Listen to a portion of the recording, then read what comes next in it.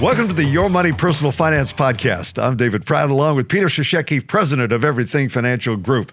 Now, Peter, on show number 4 here, we're going to work our way through the Omni formula, and today's episode is about investment fees. Yes, one of your favorite topics, and the simple do's and don'ts that you should know.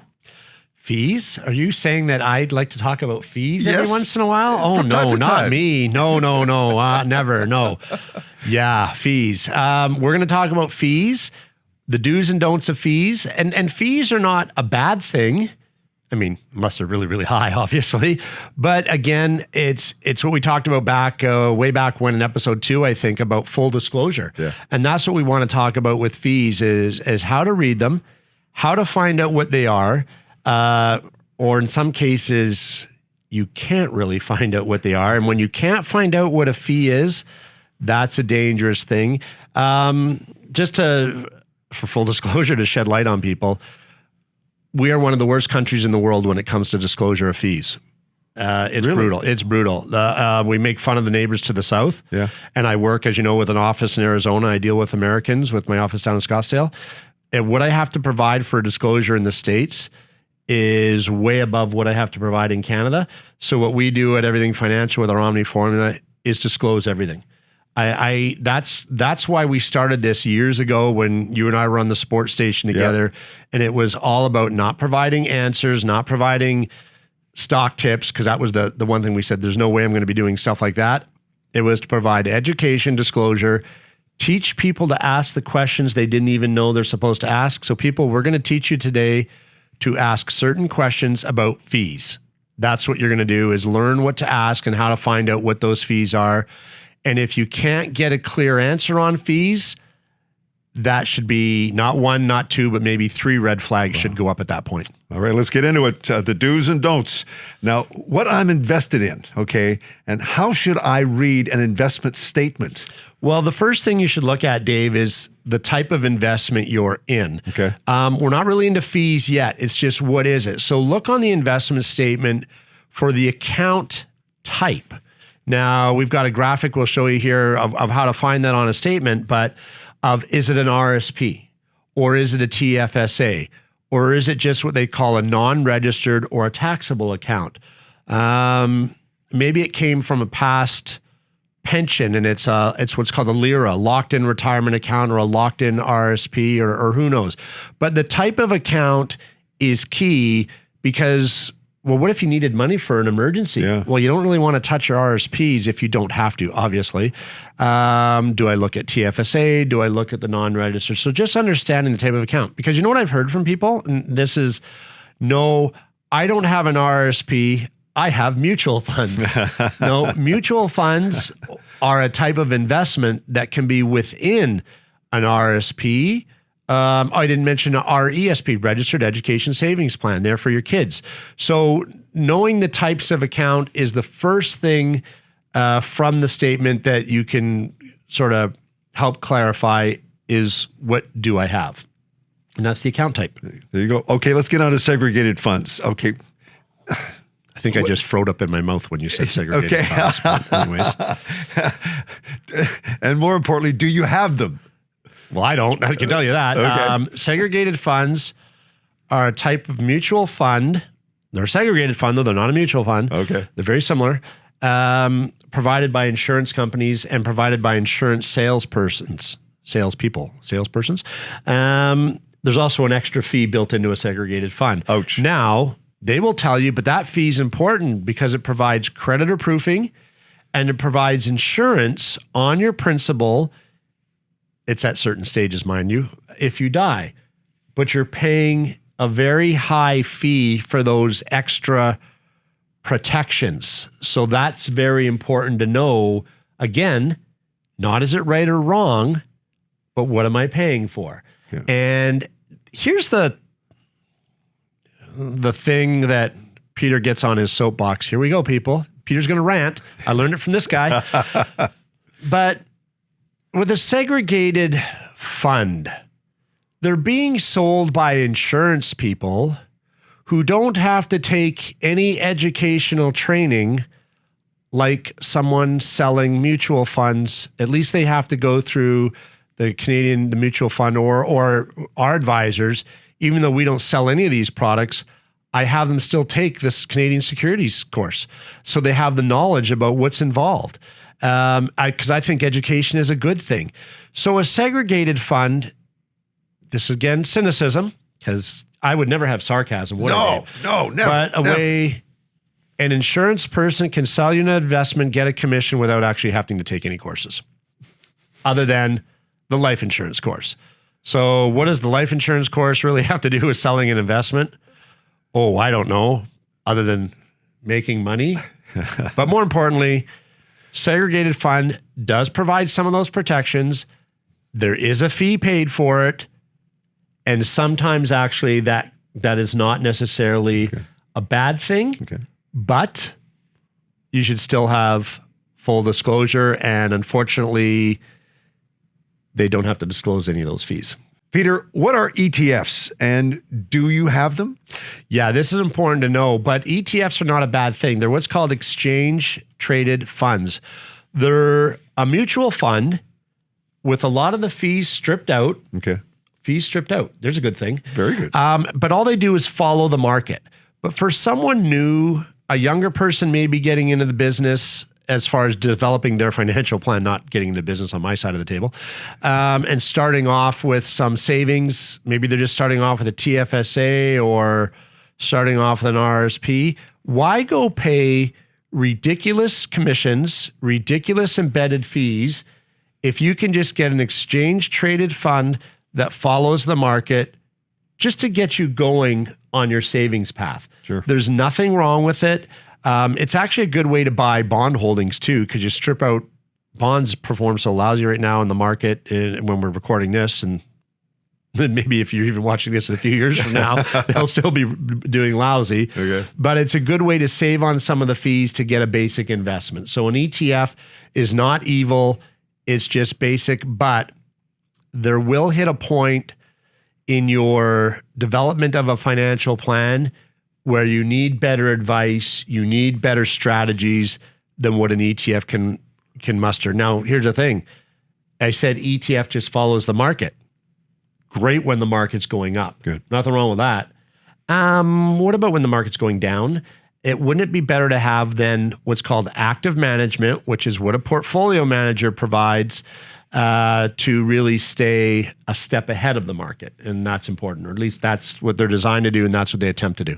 Peter, can you explain to me tax efficiency, with your investments, which is what we're talking about here, and your financial plan? How does this all work together? Yeah, that's great. So tax efficiency is how the portfolio manager designs the investments. So your RSP, your TFSA, let's just stick with the three basics for today for the education purposes here.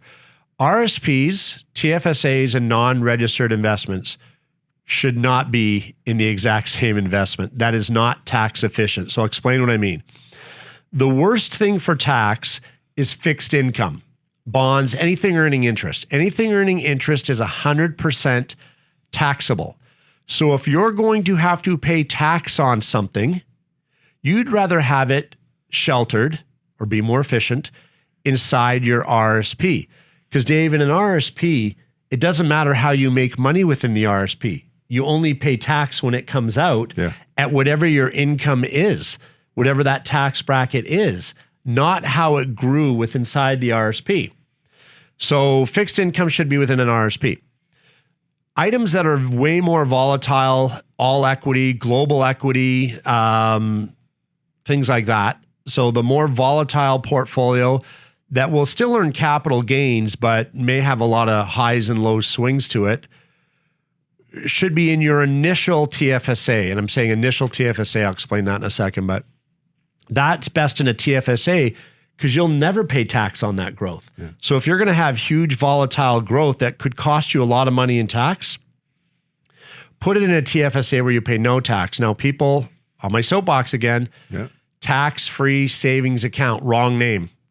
Should be tax-free investment account. I don't know if the government and the banks did this for a reason, but putting into a TFSA for long-term savings and investing it should not be in a daily interest account, because what are you actually saving? You're saving nothing on the tax. The whole point is to save on tax. Now, so we're talking about efficiency, higher earning. That does not mean you can't have more than one TFSA. If your money is short-term savings, where it is going to be just interest earning, have a separate TFSA for that. You know, maybe that money won't even be in the RSP like I just mentioned. And the last thing is the non-registered money.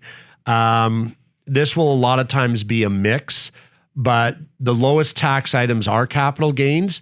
So a good basic middle of the road, if you will, investment type plan or account for tax efficiency could be in your non-registered investments. This kind of gets us back to, you know, episode 2, when you're talking about designing your financial plan and having full disclosure to your registered financial planner. That will allow them and providing statements. Remember, we talked a few weeks back there about providing statements. Well, the statements will allow the registered financial planner to see if you do truly have tax efficiency. So tax efficiency is built into the portfolio management. Portfolio managers automatically do this when they work with us at Everything Financial. They see the plan, and then they design a portfolio to fit the plan for tax efficiency. Okay. That's the way the two work together, not just that splattergun effect of every investment looks the same with no efficiency whatsoever. Well, this is the one thing that we've made really clear here is that, you know, investments are not all the same, okay? But I mean, how do you tell them, you know, from your statement? I mean, this is where it gets complicated to me. Yeah, and sometimes it's actually so simple I laugh because it seems complicated, but I get a lot of statements from major financial institutions, the banks, and certain banks, I'm not going to say who, I'm not going to throw the blue one, the green one, the gold one, or the red one under the bus, but depending what the statement is and from what bank it is, 9 times out of 10, I can tell the client what their investment is before they hand me the statement. Wow. Because you just look and every account is invested in the exact same mutual fund. Are you telling me that that mutual fund provided all the solutions for your kids' RESP, all the solutions for your short-term TFSA, so maybe the money you want in 6 months or a year from now for a vacation or as an emergency fund, but also the same solution for your TFSA that's really part of your retirement plan in 20 years? Oh, and it covered your RSP that is also 20 years away. So in the statement, and again, this goes back to episode 2, I think, as well, where I talked about what the advisor should show you from the statement. Yeah. Not the rates of return, but they can point out that maybe there wasn't a lot of creativity put into what was chosen as an investment. Okay. Going to a mutual fund salesperson and having them pick names of mutual funds off a shelf, that's not a financial plan, people. That's fund picking and rate chasing. Having mutual funds is not a financial plan. It's a product that should be used as part of your overall financial plan. So the statements will really give a lot of insight into what kind of advice you were given in the first place. And that sounds great, but I mean, here's the tricky part. How do you read your pension statements? Yeah, pension statements, financial statements, RSP statements,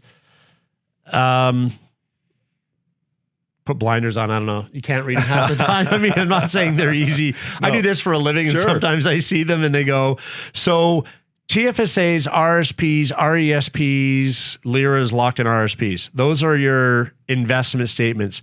A pension statement will be something you get from your employer, or if you work for the government, from a municipality.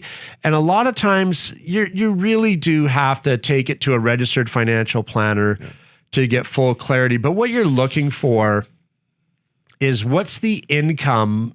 Like, all the money in the world on there is great, but what you're really looking for is what kind of income is this going to provide? So I have an example. And to the woman out there watching this, you know who you are. She's laughing right now, I can tell you. She came in back in November 2017. You and I were on that sports station then doing a show. Yeah. She came into our office. We had just started the show, the morning show that we were doing in September. And she came in with a statement, just a pension statement, mind you. So just to be clear, okay. So we're talking about pension statements in this part here. Horrified because when am I ever going to be able to retire? Because according to her, she had about just under $36,000 in her pension statement. And what I had to do was inform her that no, $36,000 was the income per year that you're going to get from the pension, not how much money was in the pension. And then we did an episode that morning. The Washington Capitals were playing that night, actually. And I remember she phoned me the next day laughing. He said, "You just talked about me on the radio." I said, "Well, I had to. It was so funny."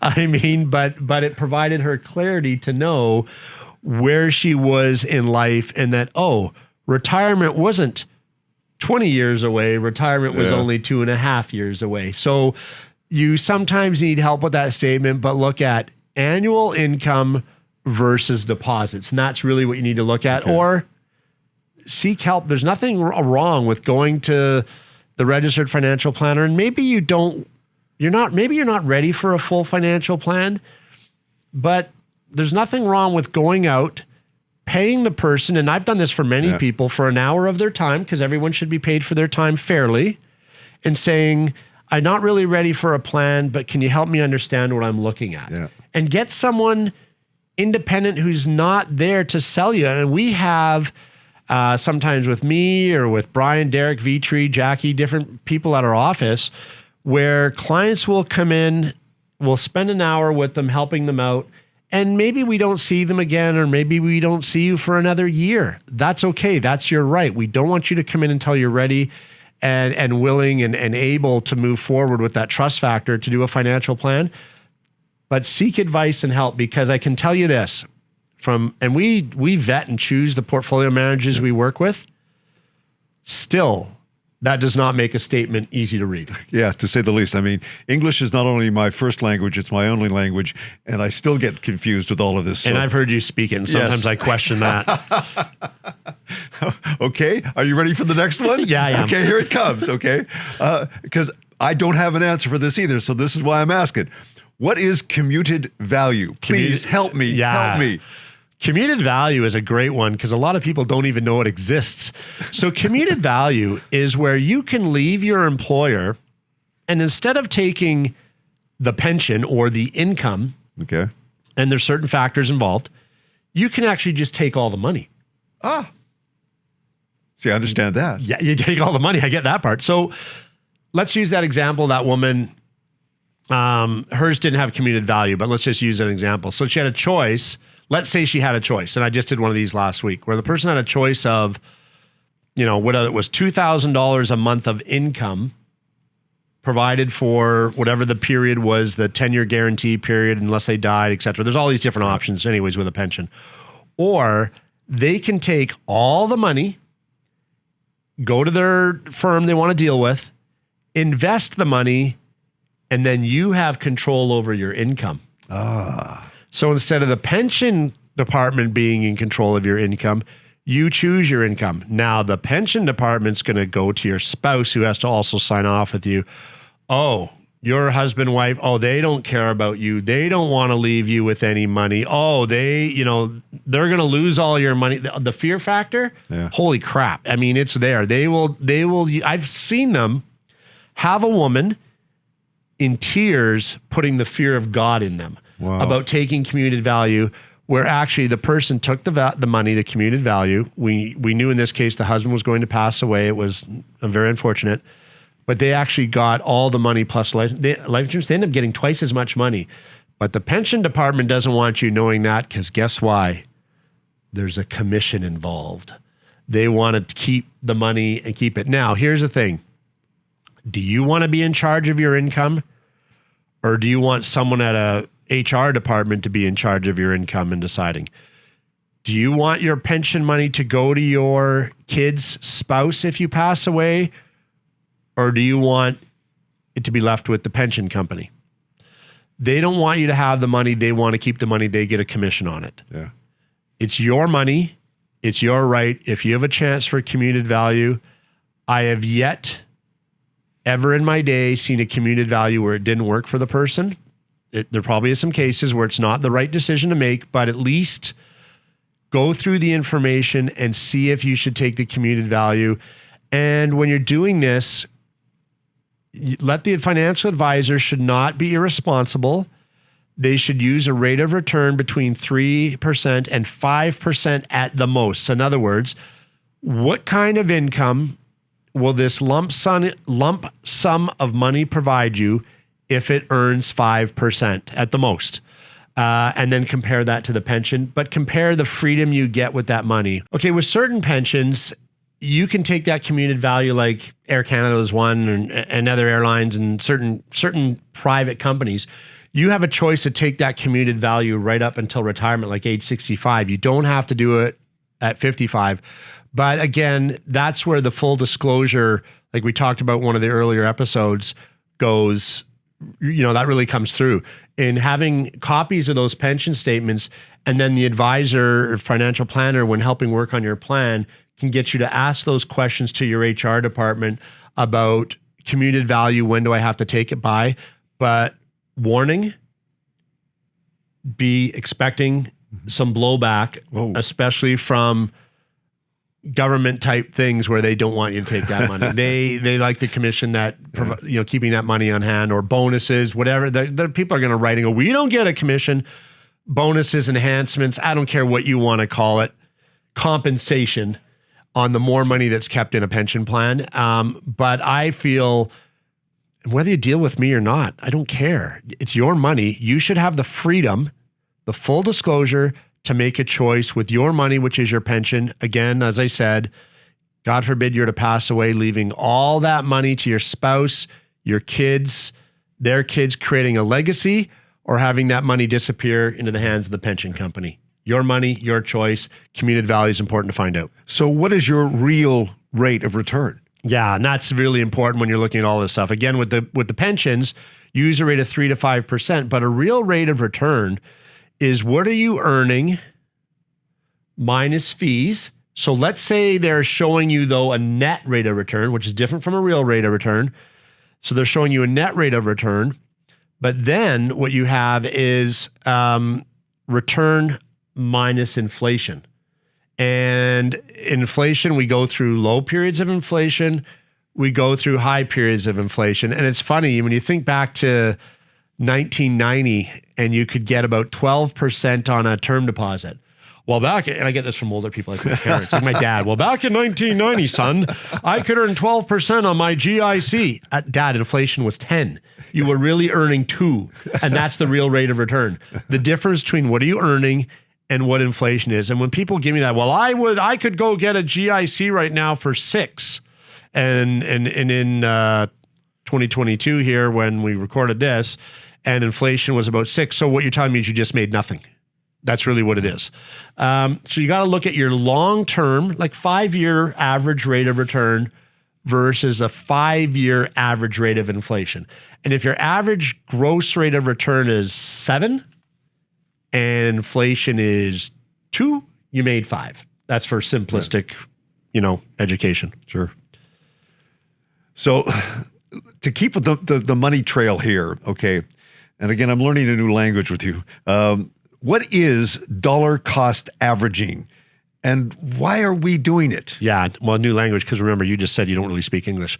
So dollar cost averaging, you can't guess the highs and lows. When is it good to put in my money? When is it not good to put in my money? Well, I can tell you the exact low day to put in your money. Just give me my rear view mirror and let me look back 6 months to a year and tell you the best day.